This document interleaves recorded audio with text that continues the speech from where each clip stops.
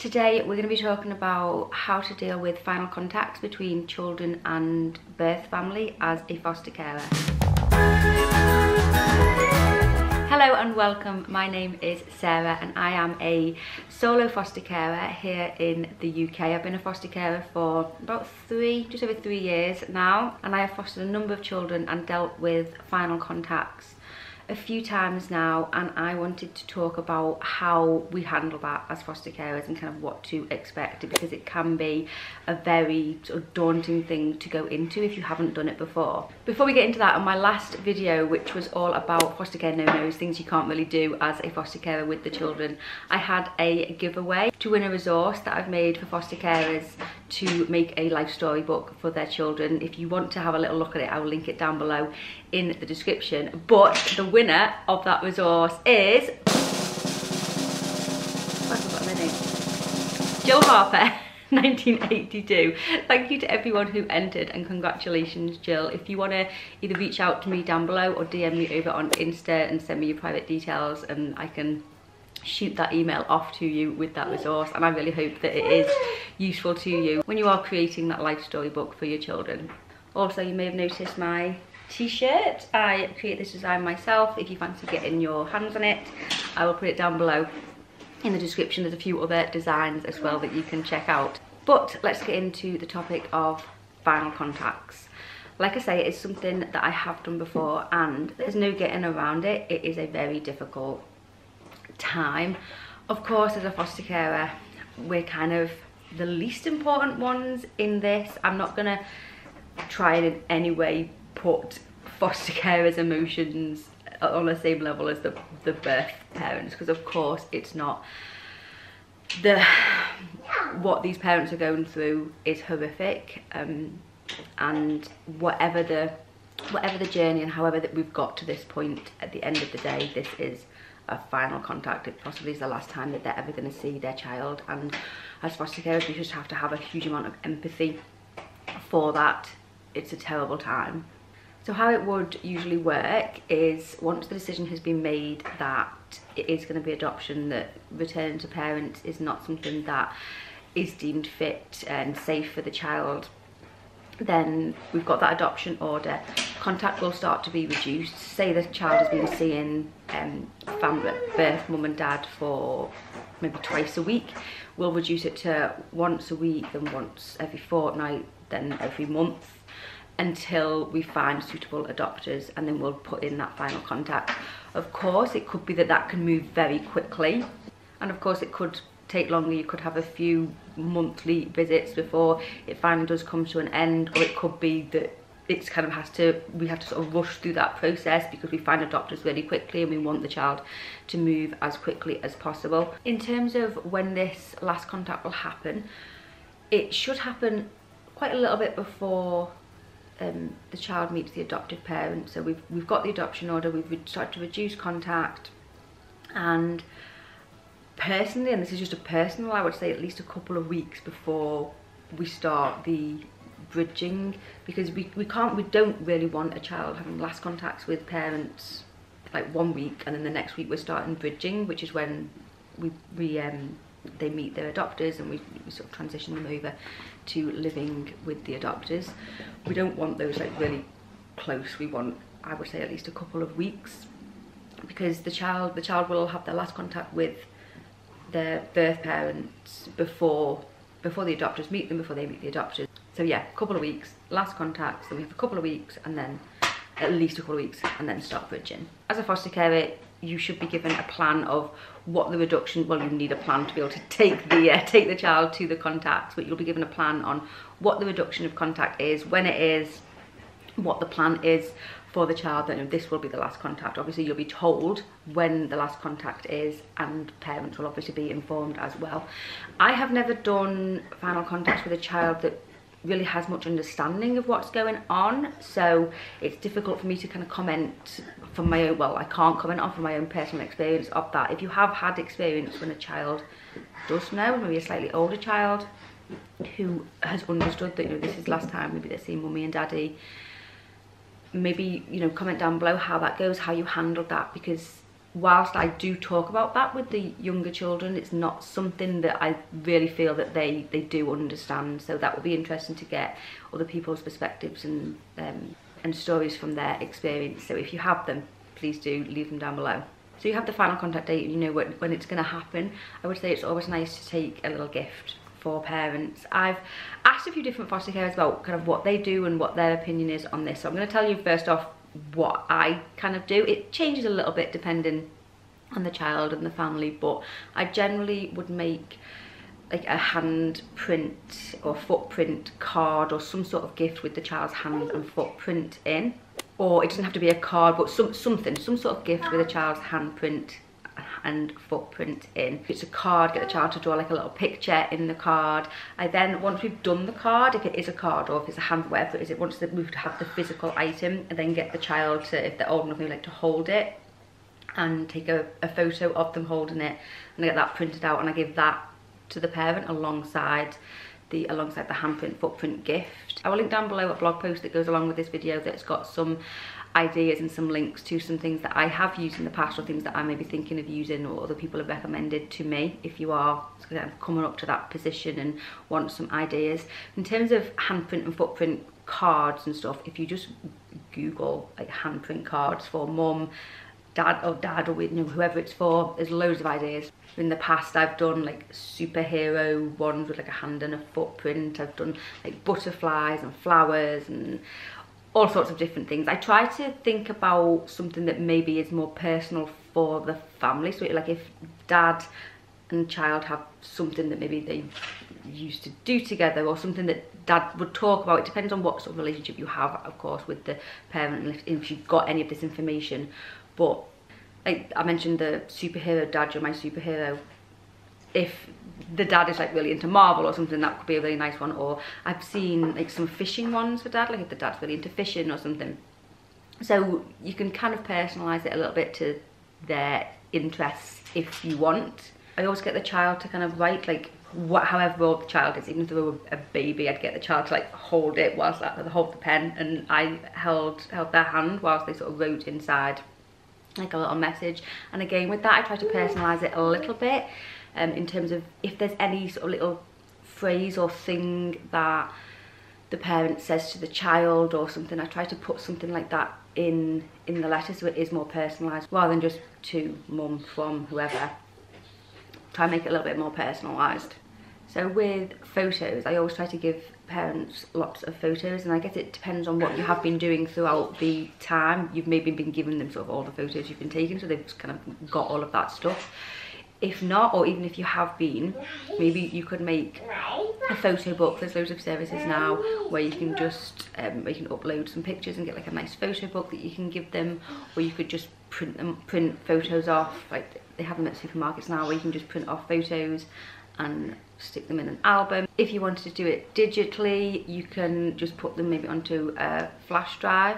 They're not that expensive. I buy a pack, I'll link this down below as well. I buy a pack, I think it's a pack of 10 from Amazon.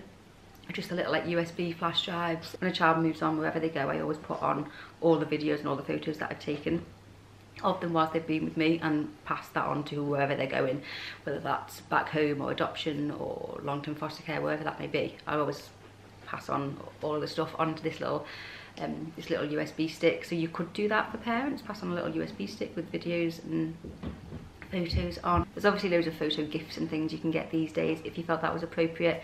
Like a Christmas decoration, I feel, is quite a nice one. Maybe you can either get it like engraved with the child's name or a picture of the child. I imagine Christmas is a really difficult time if you've had a child removed, and maybe it would be a nice thing to have a little decoration to put up on the tree. I know that it's in no way the same, but my mum and dad are both dead, and I have a little ornament that I put up on the tree every year that kind of reminds me of them and makes me have a little reflective thought whilst I'm doing the Christmas tree. So that could be a nice idea. It's not something that I've done, but you can get like a little teddy and dress the teddy up in some of the children's older clothes, or you know, whatever clothes. Maybe that's a nice idea to gift to the parents. Actually, whilst I'm thinking, some people do like a lock of hair in, like if you put a picture into a frame and then put like a little lock of their hair in there. One thing that I've heard quite a few foster carers say, and I don't really agree with, this is my personal opinion, you let me know what you think down below, is that they give to parents like first things. So for example, like first shoes, or first, like if they've had like a first Halloween outfit or a first Christmas outfit or things like that, they give that to parents. I don't agree with that. My view is that those things are the child's. If a child has anything like that, if they've had their first shoes with me, if they've had first outfits of things, I always keep them, and to me they're the child's items, and I pass those on with the child when the child goes, and I make sure that whoever the child goes, I make sure that that person knows what those things are, that those are the first shoes and stuff, because to me they're not the parents, they are the child's items.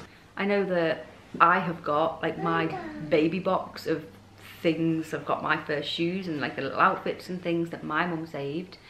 Most people save like a little box of baby items, don't they? I've got a box that I've made for Stephen. It's not my box, it's Stephen's box. It's his. It's got his shoes in it, it's got his like hospital band, it's got all of those things in, and it's his box. It isn't mine. That's my opinion on it. So I would never kind of give those items back to parents, unless, I mean, maybe if it was specifically asked, parents could in theory specifically ask for those things to be returned, and if they did, I would always have that conversation with the social worker about what would be the right thing, and my opinion would be it's the child's, but obviously you'd have to come to some sort of agreement on that, working with the social workers and with the parents. Into the contact itself, it'll be the contact centre. The contact worker will be doing the contact, and the social worker may be around to offer some support, the child social worker. In terms of how it works, it's obviously so individual, because each family and each parent individually within it, if there is a mum and a dad there, they will be dealing with this in completely different ways, and it is individual. And I would say, as a foster carer, be mindful and respectful of how they behave, and I always sort of like take the lead from them a little bit in terms of what to do. The drop off is fine. There's no real issue with the drop off. It's the pickup, of course. The parent has just spent, you know, the last time maybe that they're going to spend with their child, and it's that pickup. So it could be done in the contact centre, it could be that they bring them out to the car. It may be that you might want to organise that beforehand with the contact worker about how that's going to work, dependent upon the family and dependent upon you know, how you feel about it. Either you would go into the contact centre or they would come out into the car park. I always find it, if it's out in the car park, I find it quite a difficult thing, because there's the goodbyes and everything, and then it's that the foster carer will always leave first with the child, and there's something quite awful about being the person that's like putting the child in the car and then driving off. It feels very much like you're stealing their child. It's horrific. It gives me chills to think about it and to talk about it. It's just, it's a horrible moment to be a part of. You kind of, you know, you're witnessing the end of a relationship. You're witnessing a parent losing a child, and it's, my heart just aches for these parents. And there is, at the end of the day, there is nothing that you can do, nothing anybody can do to make that situation better. It's just, you know, I would say the advice I would give is kind of like move it forward, that, you know, do the goodbyes, and then I quite often will give the person a hug, and, you know, that's just me, that's how I, because I just, yeah, I give them a hug and then get the child, put the child in the car and drive off, and then the parent will go back, and there's support there for them if required. But it's hard. It is a very, very difficult situation, and it's just part of fostering. If you're a foster carer for any length of time, it is something that you're probably gonna, well, you're gonna deal with. But yeah, just move it forward, I would say, because you can get into that it just sort of drags on, and it's of no benefit to anyone. That goodbye, those last moments, it's horrific. You just got to move it forward and just, you know, do the goodbyes and then go. if you've got, you know, maybe you've got a school pickup, if that works or something, or I've got, come on, let's go, let's get in the car, Johnny, and we're gonna go and pick up such and such, bye mummy, and you know, just get in the car and drive off. In terms of dealing with the child, again, it's not something I can really offer advice on, because it's not something that I have dealt with. I've not had a child who has really understood and then expressed any or shown any signs of real emotional sort of damage. I'm not saying, of course it has done, they've just been removed from parents, but they've not seemingly been distressed, because they just haven't understood that that's the last time they're seeing this person. So how you deal with a child in that scenario, yeah, it's not something I can comment on, because it's not something I've done, but I would imagine, you know, you just comfort them. You just comfort them, give them the hugs, take them out for ice cream if that's what they like, or, you know, go home and read some stories, do whatever will comfort them in that moment. So there we go, that is dealing with last contacts. I would say, as a foster carer, you know, obviously, like I said before, we kind of like the least important person in this. You know, the parents and the child are the important ones in this, but it is so emotional. And I would say just look after yourself and make sure that if you are affected by it, make sure you're reaching out to someone, either your social worker or a friend or someone, fellow foster carer, who can kind of help you navigate through it, because it's just, like I say, you are like witnessing this ending of a close relationship and close bond, and it's hard to kind of get your head around that sometimes. So make sure you look after yourself. Thank you so much for watching. If you have got any more advice or information that you want to share down below in the comments, please do that. Links to everything will be down below in the description. Thank you so much for watching, and I will see you soon. Bye bye.